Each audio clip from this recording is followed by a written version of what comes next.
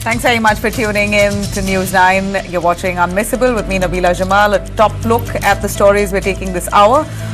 BCCI warns the PCB chief, Naqvi, to hand over the Asia Cup to its rightful place and the rightful winners. That's the Indian cricket team.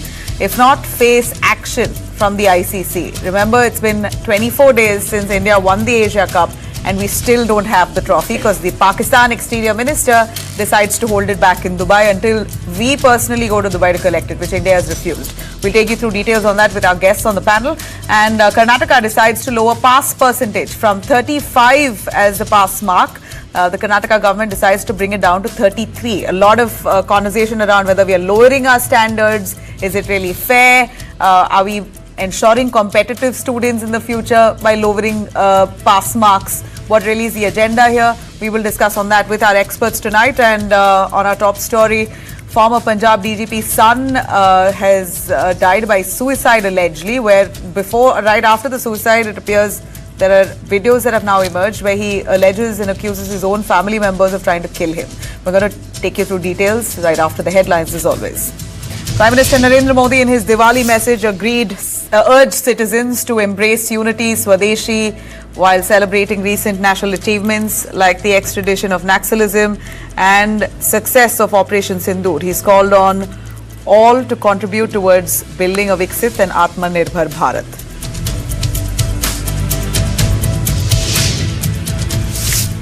Prashant Kishore claimed 3 Jan Swaraj Party candidates were pressured to withdraw their nominations in Bihar, accusing the BJP of using fear tactics to influence voters and maintain political dominance.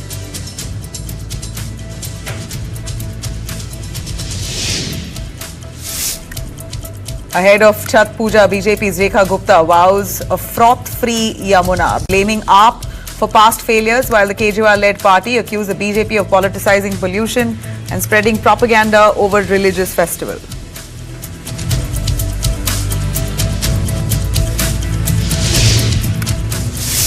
Karnataka Milk Federation Nandini Sweets sold 1,100 metric tons of milk, generating a turnover of 46 crores during Dasara and Deepavali, marking 38% increase over the last year's festive sales.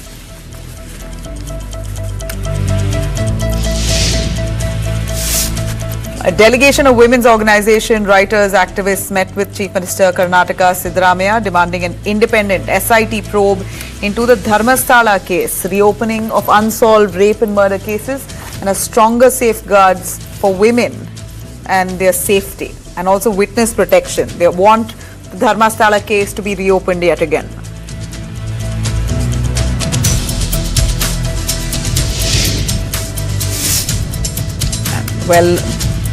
Well-marked low-pressure area over the southwest Bay of Bengal is all set to move towards the Tamil Nadu-Andhra coast, bringing heavy rainfall across Chennai and coastal districts.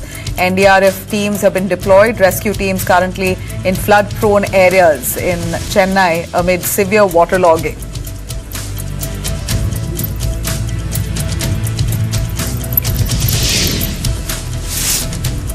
Kerala High Court conducted a closed-door hearing in Sabrimala Temple gold loss case where discrepancies of over 4.5 kgs were found in gold-plated copper plates sent for repair. SIT submitting an interim report in a sealed cover soon.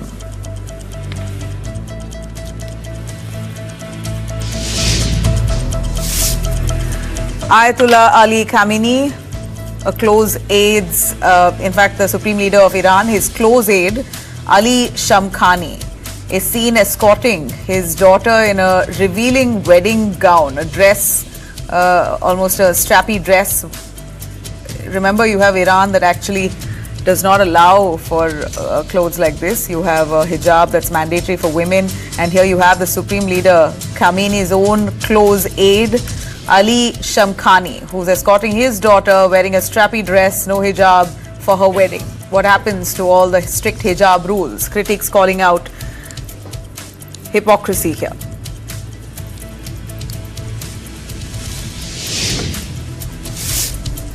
US releases exceptions to the $100,000 fee hike for those H-1B visa applicants. Those remaining who already are in the country legally do not have to pay for it. It's only new applicants, not for current visa holders, for new applicants. This is a clarification coming in from Trump himself, which really at this point eases a lot of tension among existing H-1B visa holders in India particularly.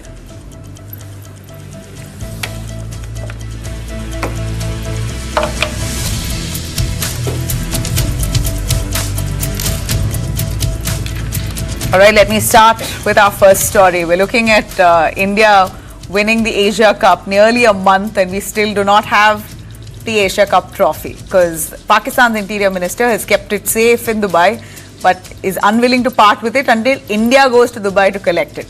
Well, it's been literally, if you count, 24 days since India won the Asia Cup, but the team still hasn't received the trophy.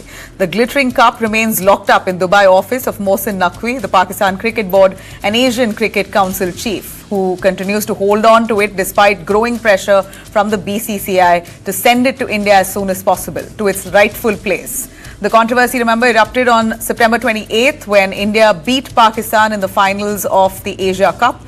But India very clearly declined to accept the trophy from Mohsin Naqvi, who also serves as Pakistan's interior minister. In fact, this was a form of protest that India lodged, considering Mohsin Naqvi was integral in commentary and whatnot during the Pahalgam terror attack and the Operation Sindoor. After the awkward presentation snub at that point, Naqvi asked his staff to take away the trophy from the stage because India refused to take that trophy from him, and he got it locked up inside his Dubai office. He since demanded that India must send its representative to come to Dubai and collect the trophy. In fact, the ideal situation, he says, would be India's T20 captain, Surya Kumar Yadav, personally collect it from him in Dubai, which BCCI has flatly refused, saying this condition is not accepted. It should rightly be sent to India. The trophy currently sits at the ACC headquarters now in Dubai, and the deadlock, of course, continues. BCCI now backed by both Sri Lanka and Afghanistan cricket boards. Both Sri Lanka and Afghanistan have come forward to back India on this stance. They've also supported India in firing off a well-worded letter, a complaint, a warning rather, asking Mohsin Naqvi to immediately release the trophy or risk the issue now being escalated at the upcoming ICC meet. BCCI Secretary Devjit Saikia has confirmed that a formal email has also been sent to Naqvi personally, demanding that the trophies hand over to the ACC for official collection be done at the earliest. The matter could next reach the ICC, where former BCCI Secretary Jay Shah is now at the helm. So 24 days on, India may have won the Asia Cup title, but the champions still do not have their trophy. Well, let me quickly bring in our panelists on board. Ashish Shukla, senior sports journalist. We also have Mahavir Rawat, senior sports journalist, both of them closely watching this. Thanks very much, the two of you, for taking your time out. Ashish, your take. India is the winner, but we don't have the cup. It's such a mockery. And this also comes at a time when there was huge resistance from the citizens of India against playing Pakistan. And now we eventually went into the game, and here we are left short, we have the short end of the stick. We won the match. Ideally, we should take pride, but the cup is being held hostage almost by the Pakistan Interior Minister. What a shame. How would you read the situation? Yeah, let's first give the deadline to the viewers. And it is that Mohsin Naqvi has told reporters in Pakistan that on December 10th, India could come, it could send its representative, the BCCI, and it could collect the trophy from him.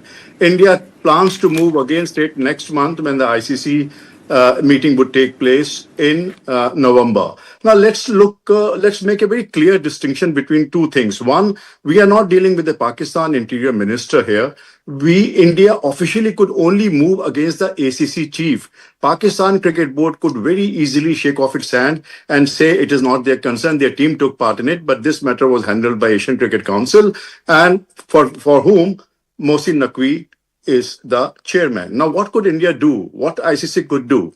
What they could do is to get Mohsin Naqvi removed as an ICC chief, which doesn't make any difference to him. What he is doing is spewing India, is trying to mock India, is taunt India and millions of Indians by refusing to part the trophy unless and until it is being handed over by him. He knows nothing could happen to him because at the most you could remove him as an ACC chief. Pakistan Cricket Board can't be dragged into it because he might be Pakistan Cricket Board chief, he might be interior minister and an acting the chief minister of Punjab, it must be added. So Mohsin Naqvi has nothing to lose. What he's doing, he's taunting us, he's mocking us. We too are to be blamed for this, which I will take up later, if you permit me. Yeah, we are to be blamed for this too. Mahavir Rawat, would you want to come in on that? Can the ACC chief's dual role here as PCB chairman and Pakistan's interior minister be seen as a conflict of interest? How do you think ICC, which is currently at the helm of affairs, is Jai Shah, do you believe that there could be a serious meeting that could take place where Mohsin Naqvi could be suspended for this behavior? I mean, look, there are two questions in it. One was that when you asked, how we ourselves are to be blamed for it, and I would not, disagree with what our panelist has said. Though I have not heard his opinion, but I totally agree to what he is about to say in your next question. The second thing, what I would like to say is, now let's understand, where does Mohsin Naqvi have to fight his election? Mohsin Naqvi has to fight his election from Punjab or from Pakistan. He does not have to fight his elections from India. So he does not have any duty to please Indians. So the more, and one thing is for sure, for his behavior during that final, he is definitely going to face some backlash from either the ACC or from the ICC. So he wants to go down as a martyr. And this is the best way that he can do that. I tried my best to mock India, and he's been mocking from day one. I think this whole Asia Cup has been a mockery, either from India's side, either from the way India's team, sat there on the field for 45-50 minutes, waiting for them. I mean, it was just a kind of comedy that was going on. There was hardly any good cricket that we saw, or before this news came out, I didn't even think that the trophy has not come. And I don't know how many trophies that India has won have actually come back to BCCI, because by that room, BCCI must be making 2 or 3 extra rooms for themselves. I mean, let's understand that, Mohsin Naqvi is exactly doing what a politician does. This time the politician is from Pakistan. He has to go and fight elections in Pakistan, and he is doing everything that he has to get votes from the country. But how does this really reflect on the credibility and neutrality, ideally, of the cricket board? Ideally, it should be neutral, but this man is taking it so personally. No, don't. Let's not get into neutrality. Nothing is neutral. We are in the T20 World Cup that we won. Pakistan was the host, and there was a situation where the host had to get out of its country to Dubai to play a home game. Come on, where are you talking neutrality upon? With the kind of dominance that BCCI has out of every rupee that is in the game of cricket, 85 paisa comes from BCCI. So come on, let's not talk about neutrality. Let's not, and nobody told that life is going to be fair or cricket is going to be fair. Right now, we are in a dominant position. Consequences also should be there. Why aren't we seeing any consequence? To be very honest, he knows that, ACC itself is dead if BCCI does not support it. Do you want to see a Pakistan or a Bangladesh or a Sri Lanka or an Afghanistan to play a cup? No one cares unless it's India versus Pakistan. So these forums of Asia Cup, of ICC are just another forum where India and Pakistan can play together. Have you ever asked what is the reason why in every ICC tournament India and Pakistan have been playing each other? According to what merit? Because that's the only platform that these two countries, politicians and cricket boards would not oppose them, and people would have a chance to see a so-called rivalry with each other. So these are nothing. ACC has lost its existence. I don't know when last we had a very good ACC, something doing for the development of the game. If someone puts money to ACC, then only they will be developing. It's actually BCCI that is developing the cricket around it. It is developing Nepal. It is calling Nepal people to cricketers to play in Banaras, it is calling Afghanistan. It gave, India has the one that is literally raised up Afghanistan by giving them first a ground in Greater Noida, then in Lucknow. So ACC does not, I mean, these are, let's understand, we are just talking about something else. If BCCI Okay, wants so something... if you're saying that it really is not such a big deal, then, you know, by now India should have had the cup, if that was the deal. But India is still struggling to get it back, 24 days and counting, we still, and it's embarrassing considering we've just, you know, the Indian government says Operation Sindoor is on hold. At a time like that, when Pakistan is holding this, and I would say Pakistan clearly because he's the Interior Minister of Pakistan, he's holding a cup, a championship cup, not giving it to India, and almost bringing the cricket team down to its knees until probably some reaction comes from the cricketing body. I don't know whether they will accept his demands, but he's made it clear, you come and take it, if not, I'm not going to give it to you. And 24 days is too long for India not to get it back. Mr. Ashish, do you believe that you say that it was also partly our fault? What was our fault? That you believe that we should have accepted the left politics aside and accepted the trophy from Mohsin Naqvi? You have to understand the trophy is being held by Mohsin Naqvi. It has nothing to do with Pakistan Cricket Board. Pakistan Cricket Board can very easily shake off its hand, of which he happens to be the president. Now, the ACC can take a stance, and ACC can take a stance by calling an emergency meeting, an AGM or whatever, and get this guy removed. He doesn't mind it, as the fellow panelists say, as long as he has boosted his voting chances, election chances, he wouldn't mind it. Now, where India has erred in this entire episode is that we know for sure that Surya Kumar Yadav shook hands with him in private when the introduction was being done. So if you are doing it in private and making a public appearance of it as if you are hands off Pakistan, you shouldn't have played at all. Now, $100 million were raised from Asia Cup, for which Pakistan has got $13 million. They are happy with it. They don't mind whatever happens next. Pakistan would still be a part of Asia Cup. Asia Cup, it must be told that Asian Cricket Council has 30 members. They are so diverse members, from Oman to Hong Kong to whatnot, and they all get a pie from it, for which they sustain the cricket at home. So Asia Cup would continue. India-Pakistan would continue to play. I think India would get the trophy somehow or other. Mohsin Naqvi would be removed first, and then India would lay its hand on trophy. But where India made a mistake is India shouldn't have played Asia Cup at all after what happened in Pahalgam in April. In May, we attacked them, and in September, this tournament was held. India shouldn't have played it, and if they had played it, they should have maintained a stance from the word go, not shaking hands in private and in public, behaving as they are anathema to it. So Pakistan felt humiliated, and they took this route to get its even. Yeah. It's been messy, it has been childish, it's been juvenile, and India must take its own blame in continuing with this trophy, with the sole aim of raising money for themselves, for the rest of the ACC members, as well as for Pakistan, for whom our hatred knows no bounds. Mahavir, your take? Do you believe that India should not have played in the first place, and now that we did, we should have expected something like this, Pakistan reacting in such a fashion? I mean, India should definitely have not played against Pakistan. And secondly, this was the first time that, I didn't like the way Surya Kumar was giving his statements. I mean, cricket, we know that it has been governed by politicians, but for the first time in my life, I have seen a captain coming, players coming, coming and giving statements. They are donating their money to the people, to the martyrs of Pahalgam. Now, on one hand, you are playing with a country who killed those martyrs, and then on the second hand, you are giving the money. I mean, who cares? To be very honest, this cricket team has totally disappointed. But then, since long we have lost cricketers, or for example, any leaders of the society who showed any spine to them, whether these are actors or authors or anything. We have just become a very spineless society. No one dares to stand against the powerful.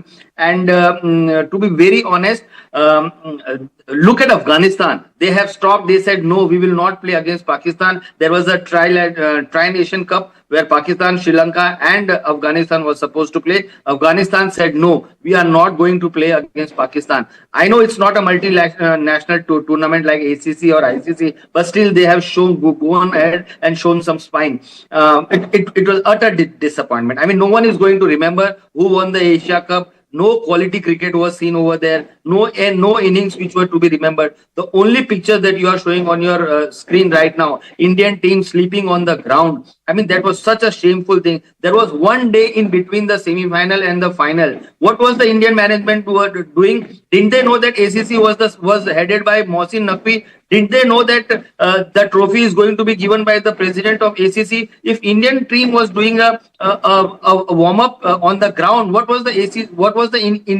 Indian support staff doing? What was the management doing? Didn't they? This should all have been handled inside a closed room before the final started. But this was allowed to happen because of politics inside. And this Asia Cup is not going to be known for the cricket it has played. This Asia Cup has been known for the pathetic kind of politics that was on display by both the nations. Has this ever happened before, though, where a trophy has not been given to the winning team? This kind of drama, have you seen in another match? Yeah, I checked out. I think your question is very pertinent.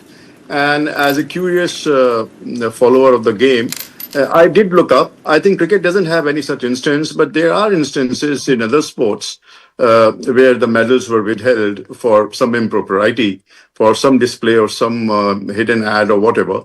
But politically, in such a surcharge moment, we have to go to the 1936 Berlin Olympics, when Hitler did what he did, and Jesse Owens made more news out of that incident than by the medals he won.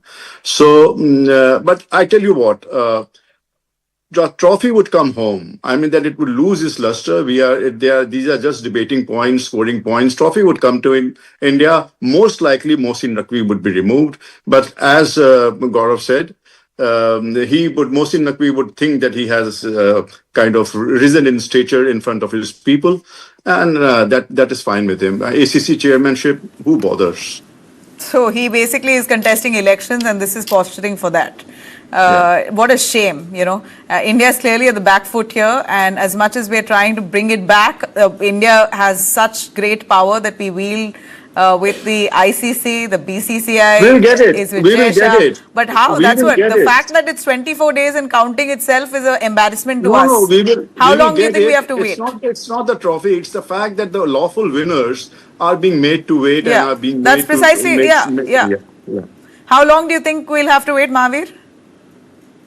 I mean, we can very well craft our own trophy and just give it to ourselves if it does not. No, what would happen? There's no way. If BCCI wants, the trophy will be in India by tomorrow. If BCCI wants, that's the kind of power that we have. But they want to just get on with the issue. I mean, just how many times does the BCCI letter get leaked? They reveal information only they want you to know that they are still keeping in the information. They are just keeping the issue alive. I mean, how much time does an ICC, which is headed by an Indian and which is headed by Jai Shah, who is the son of a Home Minister of India, how much time does it take for ACC? Now, Mohsin Naqvi is not the whole and soul of ACC. But you can't. You know, there are protocols. There are there's a method. So I think I'm assuming that India is just being on the right side of the cricket laws. And the method would be that the ICC would do the sanctions next month, which would either remove Mohsin Naqvi or bring him to his knees, and India would have its trophy, and we could return triumphant. But this has been a very ugly next spectacle. month likely. Yeah, but That's this has the been a very timeline. ugly. This has been a very ugly spectacle. Surely. Thank you very much. Much needed conversation. I think people are waiting for the cup to come home, and this wait is excruciating. At least we have. No one even cares. Well, yes, we do. At least the fact, what we care about, what we really care about is the fact that it's held by Pakistan's interior minister. If otherwise, it wouldn't have been an issue. The fact that it's being held by Mohsin Naqvi, really raises our nerves, right? That's the whole. That the trophy is not important. The Pakistan angle is important, and that's what irritates us. Yes, absolutely. You said that right. Thank you very much, Mahavir and Ashish, for joining us. All right, a quick break. We'll be right back with our top story in Karnataka, reducing the pass percentage for 10th and PU from 35 to 33. Is it a move in the right direction? Stay with us.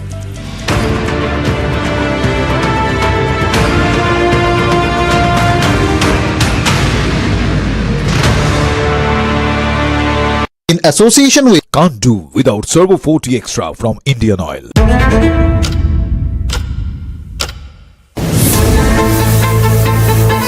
Being a chef, it's my priority to deliver taste in a plate with good presentation, unique innovation.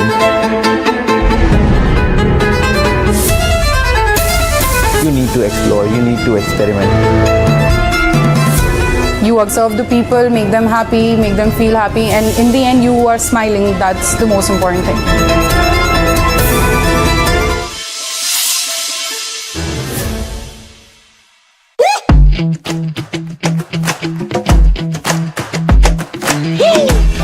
Every brand tells a story. And they are the storytellers. The Sutradhars. They present a brand with band, baja and barat to you. They are the Brandwalas.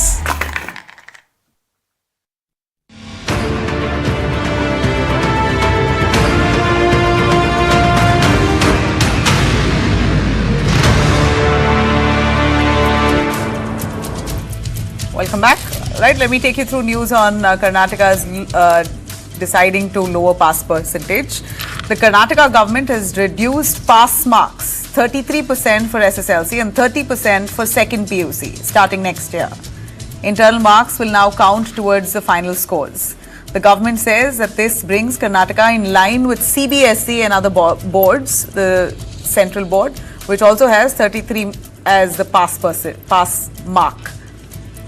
But is this really a step towards the right move? Is this really a step forward for education? Supporters say the move will reduce exam pressure. In fact, supporters say that this is a move in the right direction as it will reduce exam pressure, improve pass rates and help students from poorer backgrounds to ensure that they pass through. Critics warn, though, that this will lower standards when Karnataka's college enrollment, higher education itself, is very low in terms of dropouts. Karnataka lags behind Tamil Nadu, Puducherry. We have lower number of college entries or higher education entries, while states like Tamil Nadu beats Karnataka. Now, writers and educationists have written to Chief Minister Siddaramaiah, calling this move itself as a very poorly thought out one, damaging quality of education itself. In fact, this letter was written to the Chief Minister much before the decision was made and this rule was implemented. Well, it seems like the Karnataka government has already made its decision. But how far is this going to improve or help Karnataka students and the education system? To understand this debate, of course, it helps to know in the first place where the 35% rule came from. Remember, 35% as a pass mark. This rule dates back to the colonial era, a time when the British set low passing marks to produce clerks and administrative workers, not really thinkers or innovators. And over time, that 35% that was implemented by the British, in fact, really became a benchmark and an accepted norm across Indian boards without ever being scientifically justified. Now, if you compare Indian pass marks to international standards, internationally pass marks are far higher, 40% in UK, 50% in Australia, 50 to 60% in countries like Finland and Japan. So the idea is that passing should reflect basic competence, not minimal effort. In truth, academic quality depends far more on trained teachers, modern classrooms, better teaching methods than on a number or a pass percentage. Karnataka has moved the line from 35 to 33, but the real test is in the pass mark. It's where the learning inside classrooms actually improves. We have with us D. Shashi Kumar, educationist and General Secretary, CAMS Karnataka. We have Shivananda Nayak, who's a counselor, psychologist, a handwriting expert, to give us a little more into what this really means. Is it beneficial for the students? Shashi Kumar, your take on this. You have many schools associated with you. Do you believe that this is going to help Karnataka students? Yes, it will help them pass. It will push a lot more into the next level of education. But are we producing competent students is the question. Definitely, Nabila, it is a wonderful decision. It is a level playing. It is the natural justice. It has been given equality under ITA Act also. Number one, the most important component is across country, all boards, most of the states have aligned with 33 marks. Only Karnataka, you assume it, one parent having two children, one is studying in ICSE or CBSE, another in state government, and the state government child has to pass by acquiring 43 marks. If 1 mark is less, they are failed. But when it comes to CBSE, ICSE, it is just 13 marks considering internal. And unfortunately, all these years, giving grace marks, which is not obtained by them, was not scientifically right. Now, 20 marks internal, which is being achieved by these students on various factors, comprehensively studied and given it, that mark is being considered, then that is the justice the child is getting, that he has earned that mark. The third important thing is, see, even Kerala, forget about other place, Kerala has 30 marks to pass, Hindi 20 marks to pass. But when it compares in Karnataka, it is entirely, it was different. And believe it, 6 to 7 lakh students are on loan in Karnataka.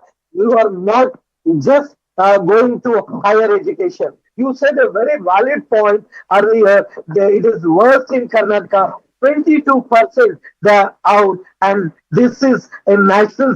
We are the last people because other states 7, 8, 10, 12% who are out of system. But coming to Karnataka, there is a 22%, and 1 mark, 2 marks. It is really pathetic. Students are not just going out of school; they are going into various aspects: substance abuse, drug abuse, early marriage. See, I agree, sir, but my only worry is that looking at the way other countries are progressing 40%, 50% as their pass marks, where how are we going to level up? We are far from leveling up. We are only thinking of those who are poor, marginalized, unable to drop out. What about quality? Nabila, quality wise, we are always standing fast because most of the children, especially in state board, they are taking out of 625 out of 625 high distinction, first class, they have n number.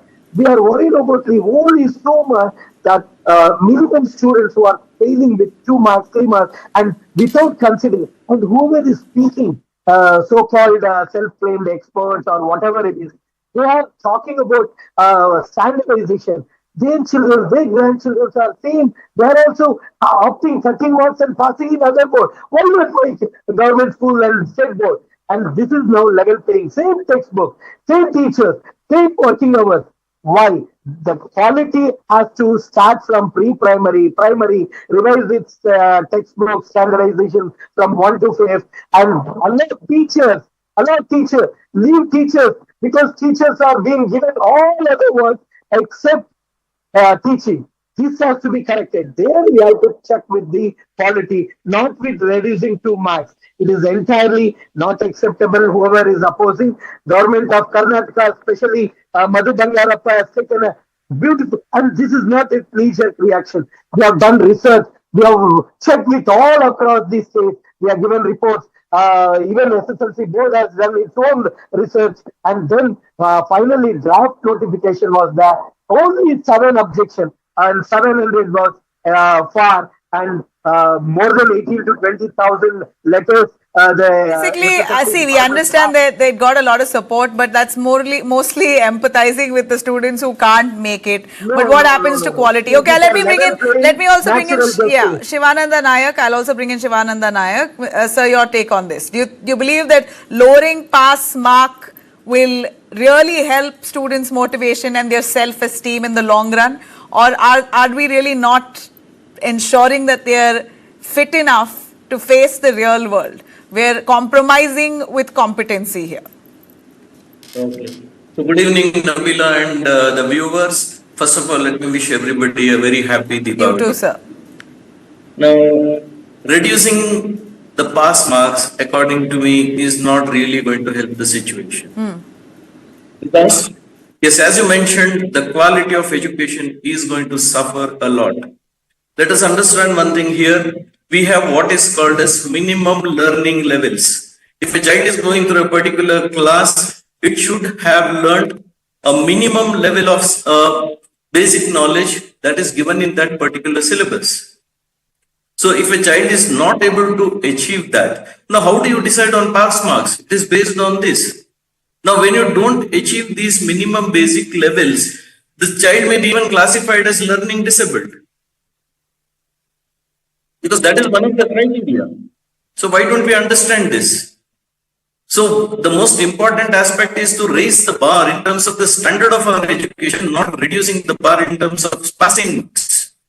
I think this is where government, according to me, is doing a big blunder. Yeah, Shashi Kumar, see, that's psychologically speaking, sir. Shivanand, psychologically speaking, what impact does it have on the motivation levels? When we talk about the psychological factor, the child Sir, starts... Shashi Kumar, I think there's a problem with your audio. I'll just come to you. We are going to fix that audio for you. Yeah. Go on, Shivanand. Yeah, psychologically speaking, the child will start feeling entitled. They feel we can get through these things very easily. Because ultimately what you see is a certificate in the hand. And we keep on complaining about children lacking skills, whether it is academic or life skills. So if this is not addressed, how do we expect the child to be a contributor tomorrow in the society? Because today it looks like the government is only focused on getting people their certificates.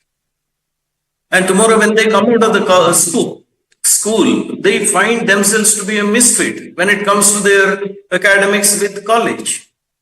But ultimately, if you really look at it, CBSE has a pass percentage of 33. So why shouldn't SSLC align with it, considering that a lot more people from the rural background, and those marginalized are usually the ones who opt for SSLC, so the state syllabus. So if CBSE can offer 33%, why not, which is a central rule, why not the state syllabus, SSLC also offering 33? Whether it is central or CBSE, state You're saying syllabus, across the board it's wrong to have low pass percentage? Yes. Lowering the pass percentage is not a solution, because somewhere I think we are bogged down by the fact that we want to get the students fast. They have to get their certificates and not lose their confidence. The unfortunate fact is this is not going to help psychologically. Often we find that, I do come across students who come to PUC from the school level and they are not able to perform over there. Especially when you go to the PU colleges which are in the middle or lower rung. We find that they are not able to write one page of dictation which is given by me as a simple story. Language skills are missing, expressive writing is missing. If this is the state of languages, what will happen to the subjects? Because subjects require comprehension, they need understanding, they need to actually know how to apply this knowledge tomorrow in their future. So by Education of mind. Tell us a little more psychologically the impact. Suppose I'm not a very bright student, which I can speak for myself. I think my school days I was always so naughty and not really focused on the actual academics of it as much as I was with extracurriculum. But with academics itself, now if I know that the pass percentage is 33, then I'll study less. It's not like I'm going to put any extra additional work. I know, okay, this is how much I need to study to get this much mark, pass and get out.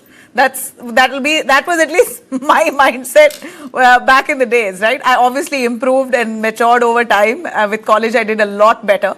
But I remember growing up, I gave a lot of importance to 35 because I was like, I just have to get 35 and that's it, I'm done. All I have to do is study these few chapters, So psychologically for me, 35 as a pass mark was just more to do with just a number, nothing else. It did not motivate me to study any better or in fact, that's all I wanted to do. Stick with 35 marks only. As long as I pass, that's enough for me. That was my mentality. But I, of course, come from a different background. I didn't have that kind of, how do you say, of course, on one hand, I did have pressure from my family to perform. But on the other hand, I think I'm not the kind of student that otherwise studies in an SSLC school. These are children who come from menial backgrounds. The education really matters a lot because they're going to be the breadwinners for their family. So very different categories of people. But in terms of psychology, as a child, we're all going to be thinking the same. Exactly, Nabil. I think you hit the nail on the head. This is what I was talking about when we speak about quality. If a child is not Nabila, serious about studies, if they, when I talk about serious, it is not about that way, it is from the viewpoint of learning. That is where raising the bar becomes very crucial for the children to take that learning itself in a more serious manner. It is not about making people qualified, just giving them a certificate and saying that you are Nabila, eligible. every child can't be a super child who can score out of out. There are Child can't be a super child, but why are you no bringing down the pass mark is almost saying that okay, no matter what, we will pass you. Just manage. Why are you setting those standards? And the gentleman, let the country agree. CBSE, ICSE are also passing by just 13 marks. Then where is the justice? Sir, Then why did the India speak about toughness 33 marks? of CBSE, we know for a fact CBSE is a Don't little tell tougher in terms of. same lesson. Don't tell. This has been created. This has been marketed. The same lesson, Nabila. Please don't laugh. So It you're is the saying same CBSE lesson. is not Science and tougher than math. SSLC? We have researched it. Same math, same science across country. How can a child, and there are only 5 subjects to pass, whereas with state board, 6 subjects, not even 1 mark. See, try to see the real side. Don't try to compete with something quality component. It is not just quality component. It is the lakhs of students who is going on road, who will never attend No, okay. CEO How do you or justify higher this? One education. last question here as I wrap. How do you justify this? The same Karnataka students are not able to enroll into higher education. Now, already there's a problem. Higher education in Karnataka, 1 mark, dropouts 2 are marks, so, if you say, dropout percentage is high. yes, Tamil Nadu is faring better than us. So, in schools, we are that is the passing them, thing. but they are not They able are to scoring sustain in 90%, college. 95%. Kerala is scoring 99% state board. Why not us giving grace marks? Instead of giving grace marks, why don't you consider their internal marks? That was our standard debate. And second thing is, 2 marks is aligning between boards across the country. Why discrimination between state board, CBSE, ICSE? This discrimination under RTE is also violation. So they have balanced it. They have bought the level playing. So why the fear? 2 marks is not for everybody. It is only who has to cross that border. Some at least 50,000, 1 lakh students will be on system. But Why you know, don't we think of I a just great feel point? that instead of focusing on reducing the pass mark, the focus should have been on better infrastructure, better teachers, better internal Absolutely, no training. doubt. That should be Absolutely, the. no doubt. You are right. Nabila, you are right. For that, there are many components. First, leave our teachers to teach instead of various activities, various other like sensors, that this. See that the books are reaching in time. See that the teachers are being recruited. See that the curriculum, 20 years, NCF curriculum is not been revised 1 to 5th. Let us have that spiral integrated. Then everything will set right. That is the other debate. But when it comes to 33 marks, it is definitely justifying component, because every board has the same thing. When you talk about Kerala, 30 marks, then let us see. The same people I just feel, you know that it is a colonial era rule, 35 marks. They had, the British had imposed it to bring clerks. We are in AI era. Exactly, which is why our standards should be higher, sir. Precisely, our Standards students should be are way higher more in other intelligent than things. you think they are. No, Nabila. Everybody can't be Nabila or Shashi Kumar. There are students who are backbenchers. They have to be But given life. backbenchers are not backbenchers because they are unintelligent. They're just naughty and not wanting to concentrate, There right? are- A lot of times that's the case. Sorry, Nabila, you are so knowledgeable. You have to understand brain capacities for everybody. See, don't tell that everybody can do a wonder. There are learning difficulties. There are 14 to 15%. So for those students, there got to be special classes, special training, special tuition. For those kind of students, a special training, special tuition should happen. But why bring the Everything is standard required. itself See, down? That is what I'm saying. It is when you accept CBSE, ICSE are given 33 and only 13 marks to pass, internal is considered. Is it not, if it is justice, then why not state board should not consider internal marks? Simple one. If India wants to talk about it, I'll take a final word from Shivanand. Shivanand, of course, Shashi Kumar comes from a place where lakhs of students benefit from this 33. They're at least pushed into. We are giving the presentation. Okay, they are pushed into higher education. Their morale is not crushed. They at least can move forward in life, right? So a final word from you now that the rule is already implemented. No, definitely we are happy. We are thankful to the government. We are thankful to the failure of government. Shivanand, yeah. As I told you, this is a cover-up which is used by the government to cover up its failures, basically because it has not been able to raise the standards, number one. Number two, it has failed miserably in terms of implementing certain rules which were set by the government itself. For example, how many government schools have a regular counselor in the school? How many government schools have a regular special educator in the school? It is these students who fail in the exams who are not able to score the required marks because they don't get the necessary support. Number two, if you look at, I have done this statistical survey where with regard to how many students avail exemptions under learning disability. That number is pathetic. It is less than 2,000. Whereas the prevalence of learning disabilities according to psychological studies is about 15%. Post-COVID, we see that it has gone up tremendously. Children are lacking fine motor skills. Children are lacking focusing ability, which is leading to a lot of issues with regard to academics. These issues are not being addressed. Correct. There are more substantial issues that need to be addressed, and like our panelists said rightly, and you're also looking at that many children who will be benefited as per Shashi Kumar. So this is a debate that will continue. Let's see. I mean, with Indian children faring well across the board. In fact, Indian children are known to be very bright. As much as we're underestimating them, they're also known to be very bright. So is 33 pass percentage, be it SSLC or even CBSE, the central rule as well, is it really scientific? Should we reconsider this and rethink this? Well, Karnataka has already implemented it. Let's see where this goes and how far it does. Thanks very much, both of you, for joining us. Thank you. Thank you, sir. All right, taking a quick look at all our top stories tonight. Let's start with our anti-corruption watchdog, the Lokpal wanting luxury cars. Why does India's anti-corruption watchdog need luxury cars to ply? Well, this odd tender floated by the Lokpal of India has stirred the right kind of controversy, one that questions accountability at the very institution meant to uphold it.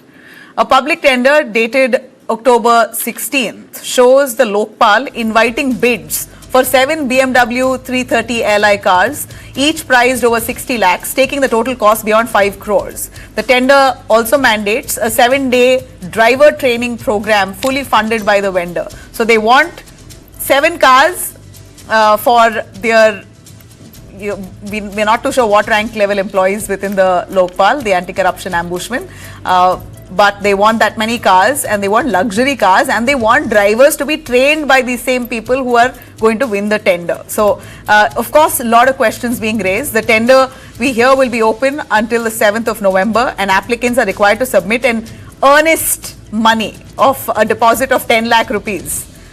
The cars must be delivered within 2 to 4 weeks of the supply order. Officials claim the vehicles are being procured for administrative and operational needs, including driver training and official travel.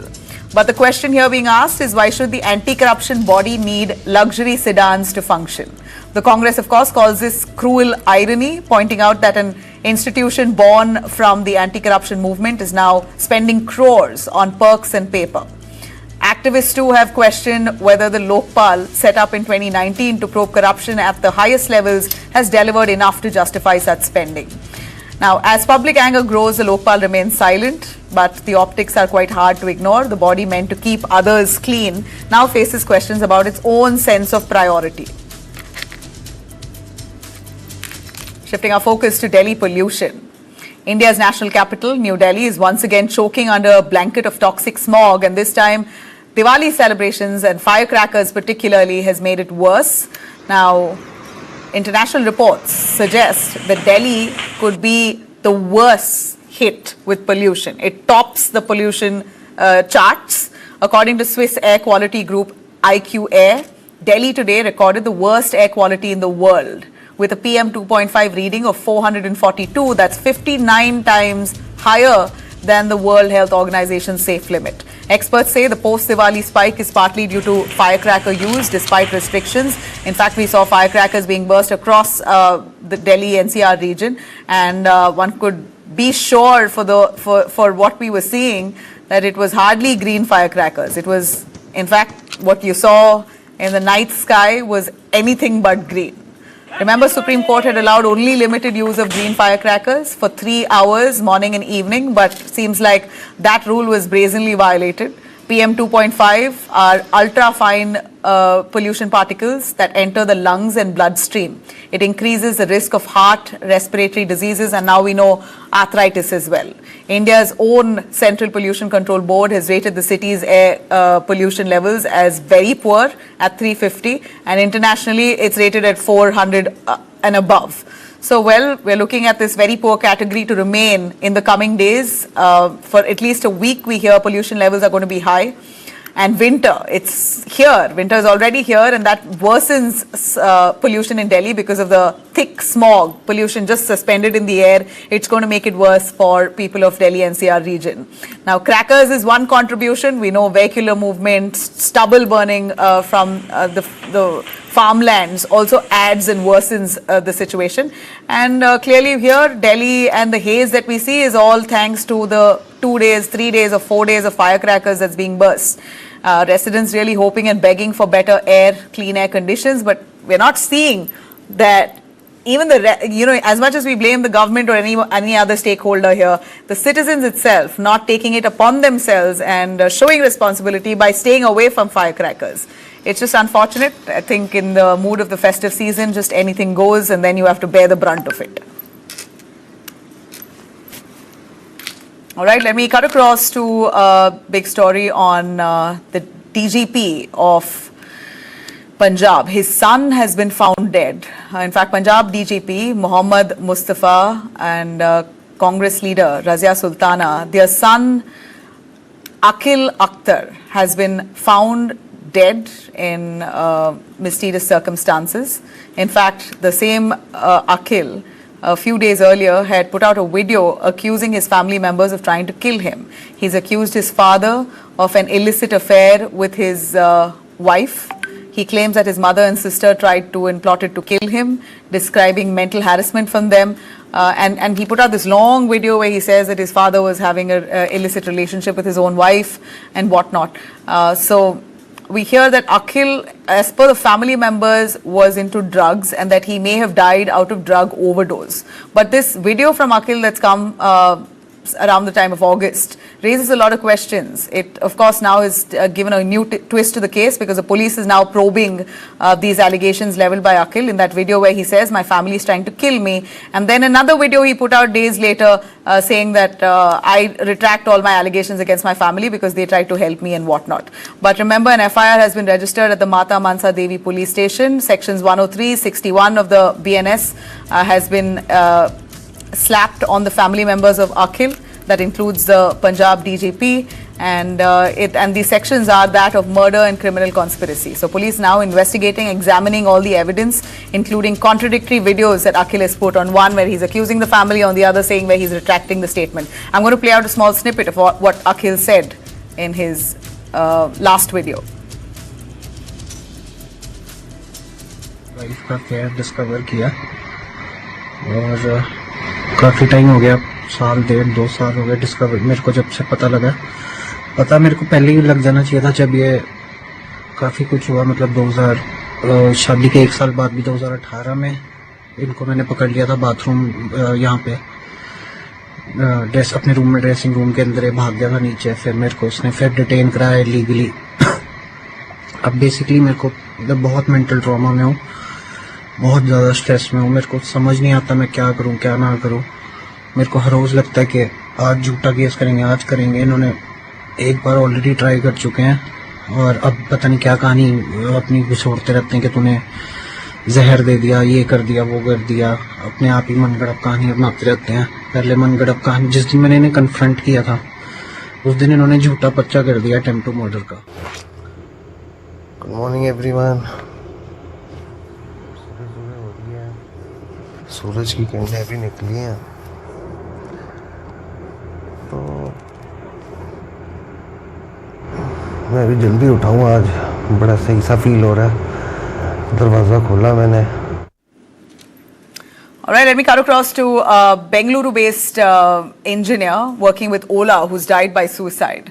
In fact, a very tragic case that's come to light. Ola Electric CEO Bhavish Aggarwal and senior officials now face a police case after the 38-year-old engineer K. Arvind allegedly died by suicide. Arvind was found dead at his Kormangla home on September 28th. Police have recovered a 28-page handwritten note naming Bhavish Aggarwal and senior executive Subrat Kumar Das, alleging harassment and intense mental pressure at work. The FIR was filed on October 6th under sections 108 of the BNS, abatement to suicide.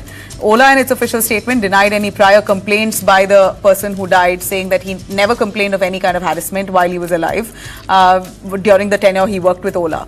The case has now deepened after Arvind's family has discovered 17.46 lakhs that's been transferred to his account 2 days after his death. His brother says the HR did not give proper explanation, but now Ola has come forward to clarify that was a full and final settlement of Arvind, which they did so hastily in just 2 days after his death. So the family finds it suspicious, though Bengaluru police are now examining digital records, internal emails, HR documents to verify claims of the workplace harassment. On October 17, though, the Karnataka High Court has directed the police not to harass the CEO Bhavish Aggarwal and others during the probe.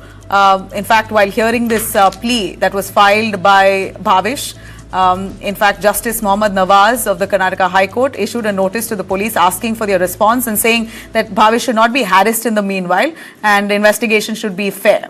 Ola said it continues to fully cooperate with the investigators, remain committed to maintaining a safe and respectful environment for its employees. This is the second employee, remember, who's died by suicide. It is linked to Ola Group in 6 months itself. The earlier incident involving a staffer from its AI arm, Krutrim, once again, at that point, too, raised tough questions on workplace harassment, mental health in India's tech-driven industry. All right, that's it for me right here. Thanks very much for tuning in. Have a great night.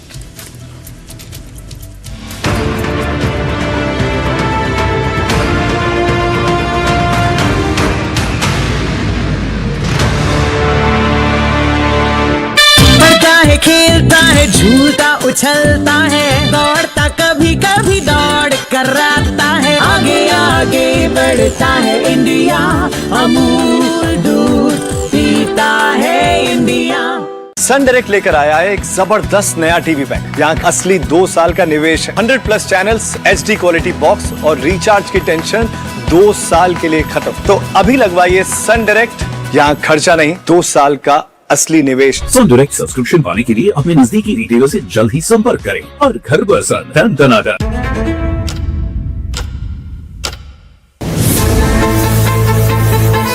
Being a chef, it's my priority to deliver taste in a plate with good presentation, unique innovation. You need to explore, you need to experiment. You observe the people, make them happy, make them feel happy, and in the end you are smiling. That's the most important thing.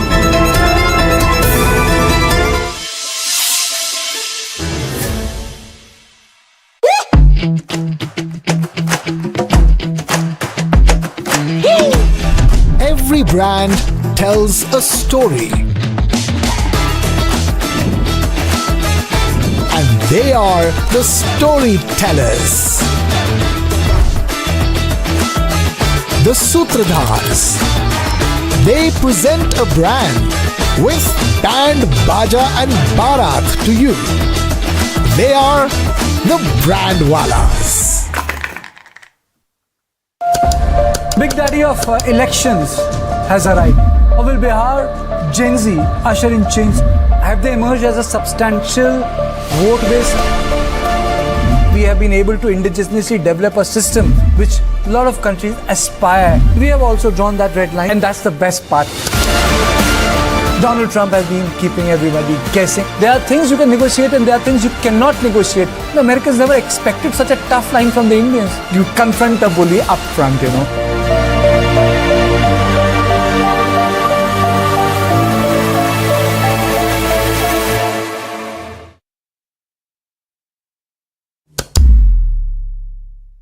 The GOAT or Batra of satire is back, Cyrus Roja.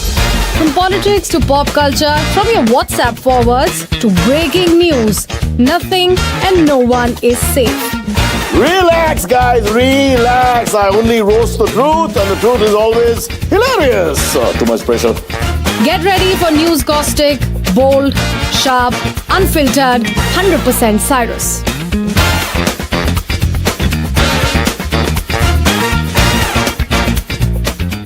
What is to the nines?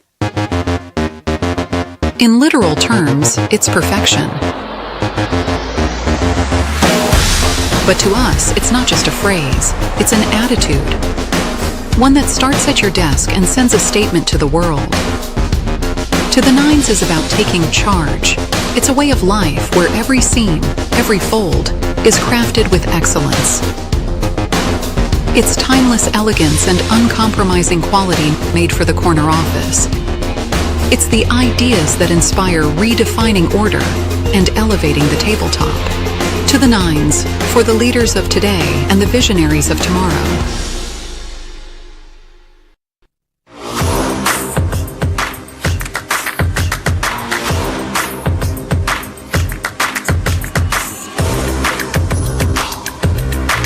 This is India's #1 news network, and you're watching News 9, English news as it should be. Lokpal under scrutiny after issuing a tender to buy 7 luxury BMW cars, drawing criticism for hypocrisy and alleged misuse of public money.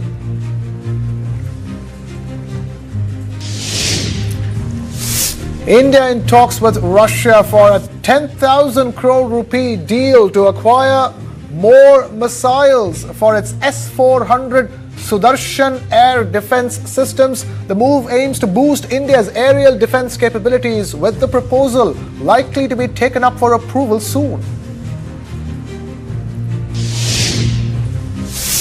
US Vice President J.D. Vance visits Israel to strengthen the Gaza ceasefire, warns that unless Hamas use preparedness, and fishermen have been warned to return to the coast immediately.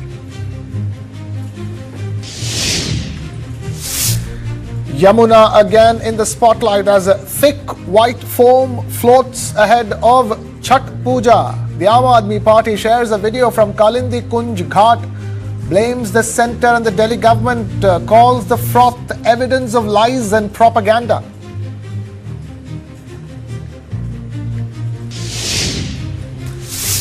Delhi records its worst post-Diwali air quality in 4 years, with PM 2.5 levels peaking at 675. The BJP blames the Punjab government for stubble burning, while the city experiences a noisier Diwali despite firecracker curbs.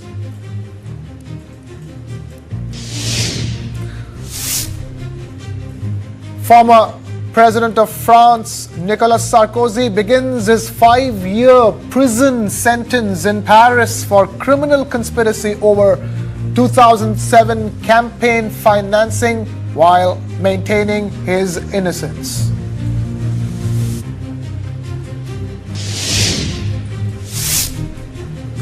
Sanae Takaichi wins a historic vote to become Japan's first woman prime minister.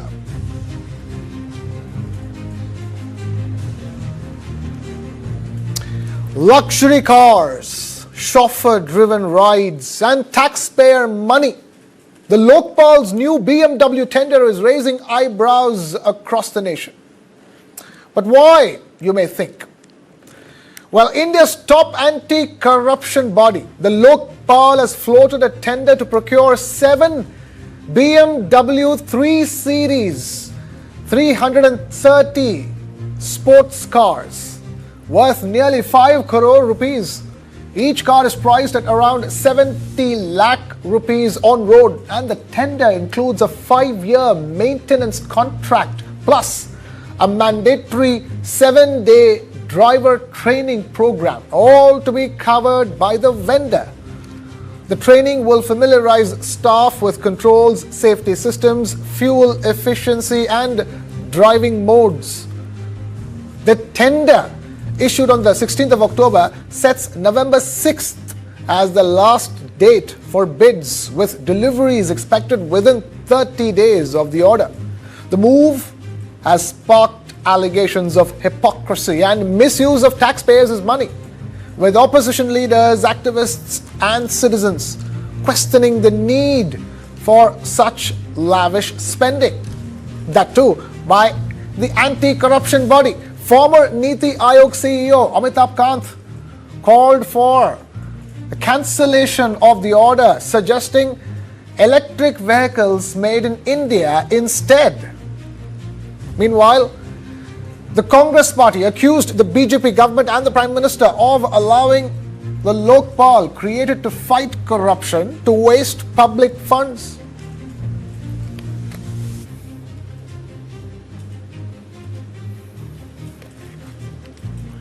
It's worth noting here that Lokpal members and the chairperson already enjoy perks, salaries and allowances equal to a Supreme Court judge, rent-free furnished residences, official cars with chauffeurs, and free fuel.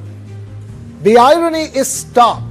An institution born out of a movement against corruption is now cruising in crores of rupees worth of BMWs, raising a fundamental question. Are these luxury rides essential for justice or just an excess of public money? We have Mr. Yashovardhan Azad, former Central Information Commissioner, joining us now on the broadcast. Mr. Yashovardhan Azad, thank you for taking time out to be with us here on News 9. It's absolutely baffling